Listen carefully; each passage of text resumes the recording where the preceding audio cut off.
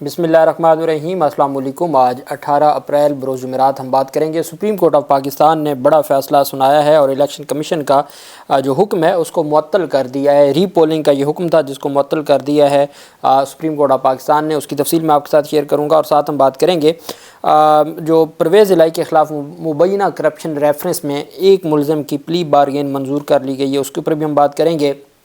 मुबैना मुदाखलत का जो केस था इस्लामाबाद हाई कोर्ट के 6 जजेस का, Islamabad high court bar association भी मैदान में आ गई है, उसकी तफसील भी मैं आपके साथ शेयर करूंगा। और चीफ जस्टिस ऑफ पाकिस्तान की जो गुफ्तगू आज हुई है, बहुत अहम गुफ्तगू थी, उसके ऊपर भी हम बात करेंगे।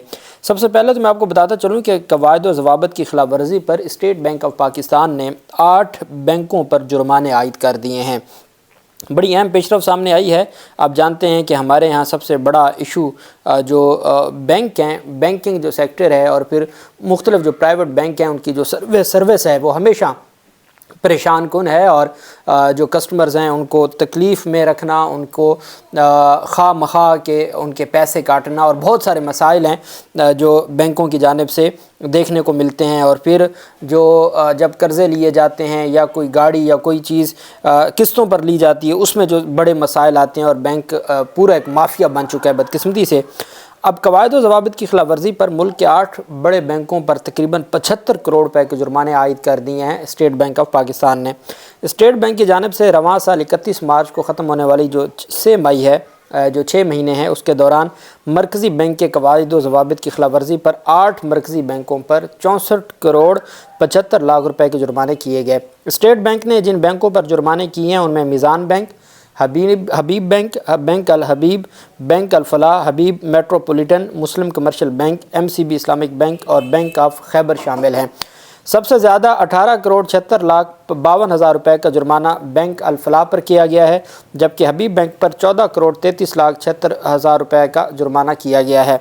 इस तरह बैंक अल हबीब पर 11 करोड़ और 72 लाख, मिज़ान बैंक पर 10 करोड़ 62 लाख, हबीब मेट्रोपॉलिटन पर 7 करोड़ 9 लाख रुपए का जुर्माना किया गया। और इसके अलावा मुस्लिम कमर्शियल बैंक पर 5 crore 29 lakh, MCB Islamic bank पर 3 करोड़ 85 लाख रुपए, जबकि बैंक ऑफ खैबर पर 3 करोड़ 7 लाख रुपए जुर्माना किया गया है। और ये बैंकों के ख़िलाफ़ जो कार्रवाई है वो स्टेट बैंक ऑफ पाकिस्तान ने कवायद व ज़वाबित की खिलाफ वर्जी पर की है और अब ये सिलसिला आगे जारी रहेगा। दूसरी तरफ जो अहम पेशरफ सामने आई है वो जो चीफ जस्टिस ऑफ पाकिस्तान की जानिब से आज गुफ्तगू की गई है। चीफ जस्टिस ऑफ पाकिस्तान ने कहा है कि जो जजेस की खाली असामियाँ वो सुप्रीम कोर्ट ऑफ पाकिस्तान में हों या वो हाई कोर्ट्स में हों। मैंने आपको बताया था 28 जजेस की सिर्फ लाहौर हाई कोर्ट में असामियाँ खाली पड़ी हैं। 28 जजेस, कितना बर्डन होगा काम का और कितने मसाइल होंगे जो सामने आए होंगे। अब अदालतों में जो चीफ जस्टिस ऑफ पाकिस्तान काजी फजीसा ने कहा है कि सुप्रीम कोर्ट और हाई कोर्ट्स में जजेस की खाली असामियाँ पुर करना तरजीह है। सुप्रीम कोर्ट लाहौर रजिस्ट्री में सुप्रीम कोर्ट बार से खिताब करते हुए चीफ जस्टिस काजी फजीसा साहब का कहना था कि ख्वाहिश है कि सुप्रीम कोर्ट मुकम्मल हो जाए। सुप्रीम कोर्ट और हाई कोर्ट में जजेस की खाली असामियाँ पुर करना तरजीह है। तकरीबन half tenure chief justice of Pakistan का गुजर चुका है और अभी ख्वाहिश ही का इजहार है। उन्होंने कहा कि जजेस की तैनातियों से पहले हाई कोर्ट्स रूल्स में तरमीम ज़रूरी हैं। इन तरमीम के लिए जस्टिस मंसूर अली शाह की सरबराही में कमेटी कायम कर दी गई है। हाई कोर्ट्स के चीफ जस्टिस साहिबान से गुजारिश है आहिस्ता आहिस्ता हाई कोर्ट्स में जजेस की तादाद मुकम्मल करें। चीफ जस्टिस का कहना है कि जजेस की तैनातियाँ मौजूदा तरीक़ेकार से करें या नए रूल्स के मुताबिक, इस पर फ्री कैन से बात करेंगे। टेक्नोलॉजी ने सुप्रीम कोर्ट की रजिस्ट्रियों का मामला महदूद कर दिया है। कम अज़ कम कोई भी बेंच एक हफ़्ते से कम का नहीं होना चाहिए। काजी फजीसा साहब ने कहा कि देखना यह है कि वीडियो लिंक रखें या रजिस्ट्री या दोनों को साथ लेकर चलें। बार और बेंच मुख्तलिफ नहीं, एक हैं। हमेशा बार के मुंतखब नुमाइंदों को तरजीह दी है। रजिस्ट्री पर बेंच बनाने के अमल का लाहौर से आगाज़ कर दिया है। अगले मरहले में दूसरी रजिस्ट्रियों में हम जाएंगे और जाके वहाँ भी बैठेंगे और केसेस को हम सुनेंगे। ये चीफ जस्टिस ऑफ पाकिस्तान की जानिब से आज गुफ्तगू की गई है। चूँकि बहुत बड़ा मसला है जजेस की तैनाती से मुतल्लिक, तो अब देखना यह है कि ये मसला कैसे हल किया जाता है। परवेज़ इलाही के ख़िलाफ़ मुख्तलिफ जो मुकदमात थे और परवेज़ इलाही के ख़िलाफ़ जो मुबैना करप्शन रेफरेंस था उसमें अहम पेशरफ सामने आई है, जिसमें शरीक मुलज़म ने प्ली बारगेन कर ली है। پرویز الہی کے شریک ملزم حبیب قاسم نے 67 لاکھ روپے کی پلی بارگین کر لی ہے، جس کے بعد عدالت نے ملزم کی ضمانت منظور کر لی۔ لاہور کی احتساب عدالت میں نیب کی جانب سے وارث علی جنجوعہ ایڈوکیٹ نے دلائل دیتے ہوئے کہا کہ ملزم حبیب قاسم سب انجینئر تھا اور اس نے 67 لاکھ روپے کی پلی بارگین کر لی۔ انہوں نے بتایا کہ پلی بارگین کی رقم کا 40% پے آرڈر اکاؤنٹ میں جمع بھی کروا دیا گیا ہے۔ احتساب عدالت کے جج زبیر شہزاد کیانی نے ملزم کی ضمانت منظور کرتے ہوئے رہا کرنے کا حکم دے دیا۔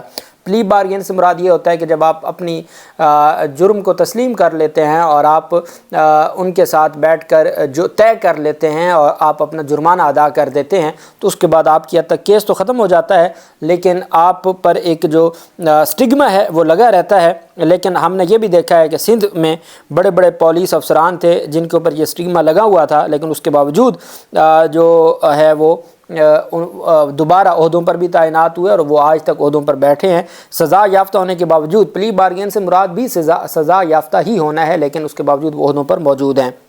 دوسری جانب anti corruption court Lahore Punjab assembly میں جعلی بھرتیوں کے مقدمے میں سابق وزیر اعلیٰ پنجاب اور پی ٹی آئی رہنما چودھری پرویز الہی و دیگر ملزمان پر آج بھی فرد جرم عائد نہ ہو سکی۔ اینٹی کرپشن کے جج ارشد حسین بھٹہ نے کیس پر سماعت کی۔ چودھری پرویز الہی کا میڈیکل سرٹیفکیٹ پیش کیا گیا۔ سابق وزیر اعلیٰ پنجاب چودھری پرویز الہی کو جیل سے عدالت میں پیش نہیں کیا گیا۔ اینٹی کرپشن کورٹ نے پرویز الہی سمیت دیگر کے خلاف کیس کی سماعت 2 مئی تک ملتوی کر دی ہے۔ اینٹی کرپشن اسٹیبلشمنٹ پنجاب نے اس مقدمے کا چالان جمع کروا رکھا ہے، جبکہ جو ضمانت کی درخواست ہے وہ لاہور ہائی کورٹ میں پینڈنگ ہے۔ پرویز الہی کی مختلف مقدمات ہیں اور اس میں اینٹی کرپشن کے بھی مقدمات ہیں، نیب کے بھی مقدمات ہیں۔ ایک وقوع پر نیب کا الگ مقدمہ ہے، اینٹی کرپشن کا الگ مقدمہ ہے اور یہ سارا جو سلسلہ ہے یہ جاری ہے۔ دوسری جانب جو اہم پیشرفت سامنے آئی ہے وہ ججز کے معاملے پر جو یہ ایک اہم ایشو تھا جس کے اوپر بار بار بات کی جا رہی تھی، اور وہ تھا اسلام آباد ہائی کورٹ کے ججز کا۔ اس پر اب اہم پیشرفت سامنے یہ آئی ہے کہ ججز کے معاملے پر سپریم کورٹ آف پاکستان میں اسلام آباد ہائی کورٹ بار ایسوسی ایشن نے ایک فریق بننے کے لیے درخواست دائر کر دی ہے۔ پہلے لاہور ہائی کورٹ بار ایسوسی ایشن اپنی الگ سے پٹیشن دائر کر چکی ہے اور اعتزاز احسن صاحب نے اپنی انڈیویجول کیپیسٹی میں ایک پٹیشن دائر کی ہے، جبکہ ازخو نوٹس لیا گیا ہے۔ اس ازخو نوٹس میں فریق بننے کے لیے اسلام آباد ہائی کورٹ بار ایسوسی ایشن نے سپریم کورٹ سے رجوع کیا ہے۔ اسلام آباد ہائی کورٹ نے ججز کے خط کی تحقیقات کے لیے آئینی درخواست دائر کر دی۔ درخواست میں کہا گیا ہے کہ عدالت ہائی کورٹ ججز کے خط کی روشنی میں شفاف تحقیقات کرائے، شفاف تحقیقات کے بعد عدلیہ کو نیچا دکھانے والوں کے خلاف کارروائی کی جائے۔ اس میں مزید کہا گیا کہ معاملہ اگر سپریم جوڈیشل کونسل سے متعلقہ ہو تو عدالت کونسل کو جائزے کے لیے سفارشات بھیجے۔ اسلام آباد ہائی کورٹ کے 6 ججز نے خط میں سنگین نوعیت کے واقعات بیان کیے ہیں، ان کو دیکھنا چاہیے۔ درخواست کے مطابق آزاد عدلیہ آئین کی بنیاد اور فراہمی انصاف کا واحد ذریعہ ہے۔ عدلیہ کی آزادی پر سمجھوتہ کسی صورت قابل قبول نہیں ہے۔ 3 اپریل کو اسلام آباد ہائی کورٹ کے 6 ججز کے خط پر سپریم کورٹ نے ازخو نوٹس لیا تھا اور جس پر پھر پہلی سماعت ہوئی تھی، جس کا فیصلہ جاری ہوا، اور فیصلہ جاری ہونے کے بعد اب اس میں میرے خیال میں 30 اپریل ہے، تو 30 اپریل تک سماعت ملتوی کی تھی، چونکہ ابھی اگلے ہفتے جو جسٹس منصور علی شاہ صاحب ہیں وہ بیرون ملک تشریف لے جائیں گے، تو یہ سلسلہ پھر آگے جاری رکھا گیا اور اس کو پینڈنگ رکھا گیا، ملتوی التوا میں رکھا گیا ہے ججز کا جو معاملہ ہے۔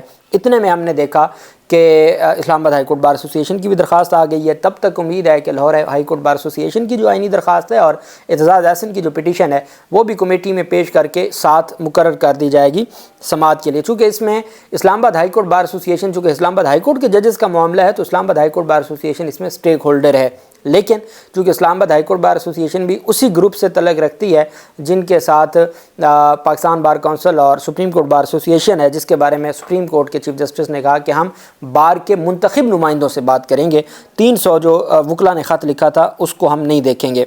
دوسری جانب پاکستان تحریک انصاف کے اہم رہنماؤں کی آج ضمانتیں کنفرم کی ہیں۔ اسلام آباد کی انسداد دہشت گردی عدالت نے راجہ بشارت، میجر ریٹائرڈ طاہر صادق اور عمر سلطان کی ضمانتیں کنفرم کر دی ہیں۔ جب عبوری ضمانت منظور ہو جائے، پہلے عبوری ہوتی ہے، انٹرم ہوتی ہے، اور جب وہ کنفرم ہو جائے تو ہم کہتے ہیں یہ پکی ضمانت ہوگی، کنفرم کر دی۔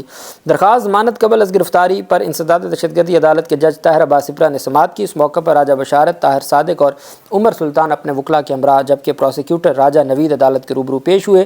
وکیل درخواست گزار نے بتایا کہ جب درخواست ضمانت خارج ہوئی اس وقت حالات و واقعات مختلف تھے، جس پر جج طاہر عباس سپرا نے وکیل سے مکالمہ کیا کہ وہ حالات لکھ کر دیں، کون لکھے گا؟ جج طاہر عباس سپرا نے ریمارک کیا کہ پہلی درخواست کے خارج ہونے کی وجہ نہیں ہوگی تو ضمانت نہیں ملے گی، جب بندہ اشتہاری ہو جائے حقوق ختم ہو جاتے ہیں۔ جج طاہر عباس سپرا صاحب پہلے سیشن عدالت کے جج تھے، جو عمران خان کی 6 ضمانتوں کا معاملہ کافی لمبے عرصہ سے لٹکا ہوا تھا، اب ان کو دہشت گردی عدالت کا جج بنا دیا ہے۔ جج طاہر عباس سپرا کا مزید کہنا تھا کہ آپ غیر معمولی ریلیف کے لیے آئے ہیں، تیاری کے ساتھ مکمل کیس پیش کریں۔ پھر اس کے بعد عدالت نے فیصلہ محفوظ کیا اور فیصلہ محفوظ کرنے کے بعد عدالت نے ضمانت کنفرم کر دی۔ دوسری جانب سپریم کورٹ آف پاکستان کا آج بڑا فیصلہ سامنے آیا ہے اور سپریم کورٹ نے PB 51 میں 12 پولنگ سٹیشنز پر دوبارہ انتخابات کروانے کا حکم کالعدم معطل کر دیا ہے۔ عدالت میں سماعت ہوئی اور جسٹس محمد علی مظہر کی سربراہی میں 3 رکنی بینچ تھا۔ جسٹس عائشہ ملک صاحبہ اور جسٹس عرفان سعادت خان پر مشتمل یہ 3 رکنی بینچ تھا جس نے سماعت کی، اور جو حلقے کے 12 پولنگ سٹیشنز پر دوبارہ پولنگ کے خلاف عوامی نیشنل پارٹی کے اصغر خان کی درخواست پر سماعت ہوئی اور ڈائریکٹر جنرل DG لا الیکشن کمیشن محمد ارشد عدالت میں پیش ہوئے۔ اس موقع پر ANP کے درخواست گزار اصغر خان کے وکیل نے کہا کہ 12 پولنگ سٹیشنز کے علاوہ بھی مزید 11 پولنگ سٹیشنز ایسے ہیں جہاں ان نیچرل ٹرن آؤٹ رہا ہے، تو اس پر بھی پھر ہونا چاہیے۔ اس پر جسٹس محمد علی مظہر نے ریمارک کیا کہ فوری طور پر اس معاملے کا فیصلہ نہیں کر سکتے، الیکشن کمیشن کی رائے کے بعد طے کریں گے۔ سپریم کورٹ نے الیکشن کمیشن پر اظہار برہمی کرتے ہوئے کہا کہ من پسند پولنگ سٹیشنز پر ری پولنگ کس قانون کے تحت کروائی جا رہی ہے؟ قانون سب کے لیے ایک ہوتا ہے، یہ نہیں ہے کہ آپ 12 پولنگ سٹیشنز میں تو ری پولنگ کروا دیں اور 11 پولنگ سٹیشنز میں بھی وہی صورتحال ہو، وہاں آپ نہ کروائیں۔ عدالت نے سوال اٹھایا کہ کیا ٹرن آؤٹ صرف ان 12 پولنگ سٹیشنز پر ہی زیادہ ہوا؟ یہ کیسے ہو سکتا ہے 97-98% ٹرن آؤٹ والے پولنگ سٹیشنز پر ری پول نہیں کروائے جا رہے اور 74% والے ٹرن آؤٹ پر دوبارہ انتخابات ہو رہے ہیں؟ وکیل اصغر خان اچکزئی نے دلال دیا کہ الیکشن کمیشن 24 کے بجائے 12 پولنگ سٹیشنز پر ری پولنگ کا آرڈر دے کر اپنے ہی رولز کی خلاف ورزی کر رہے ہیں، ہم تمام پولنگ پر ری الیکشن کے لیے بھی تیار ہیں۔ DG لا الیکشن کمیشن محمد ارشد نے بتایا کہ اس معاملے پر عدالتی کارروائی مکمل ہونے تک الیکشن روکنے پر جو ہے ہمیں کوئی اعتراض نہیں ہے، عدالت چاہے تو 7 یا 10 دن کے لیے الیکشن مؤخر کر سکتے ہیں۔ عدالت نے ریمارک دی کہ الیکشن کمیشن 12 پولنگ سٹیشن پر انتخابات کے لیے 10 دن بعد نیا شیڈول جاری کرے۔ بعد ازاں عدالت نے کہا کہ ہم پہلے اس کیس کو کرتے ہیں، آپ اس کو پینڈنگ رکھیں، آپ کا نوٹیفیکیشن جو ہے اس کو معطل کرتے ہیں، 23 اپریل کو آپ جواب لے کر آ جائیں۔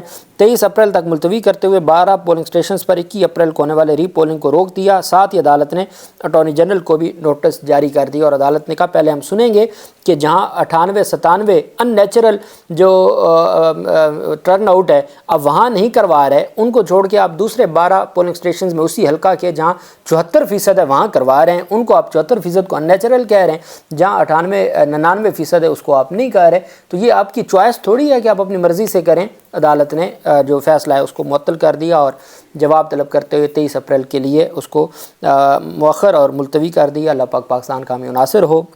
بہت شکریہ۔ اللہ حافظ۔ پاکستان زندہ باد۔